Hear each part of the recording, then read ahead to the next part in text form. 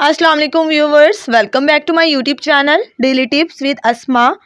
पाशा नाम का शुमार लड़कों के नामों में होता है। पाशा एक इस्लामी नाम है। पाशा नाम की इब्तदाई तारीख तुर्किश ज़बान से निकलती है। पाशा नाम के लड़कों के लिए खुशकिस्मत नंबर 7 माना जाता है। पाशा नाम का मतलब है सरदार और हाकिम।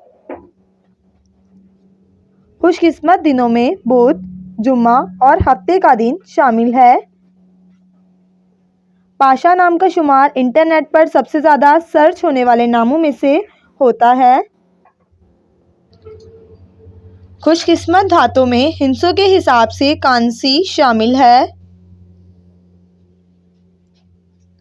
पाशा नाम के अफराद के लिए मुआफिक रंगों में पीला और हल्का सब्ज रंग शामिल है।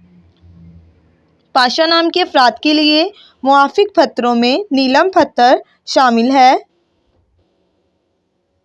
फ्रेंड्स, अगर आप अपने नाम का मतलब जानना चाहते हैं तो कमेंट बॉक्स में अपना नाम लिखें। इंशाल्लाह हम आपके नाम की वीडियो ज़रूर बनाएंगे। Thanks for watching.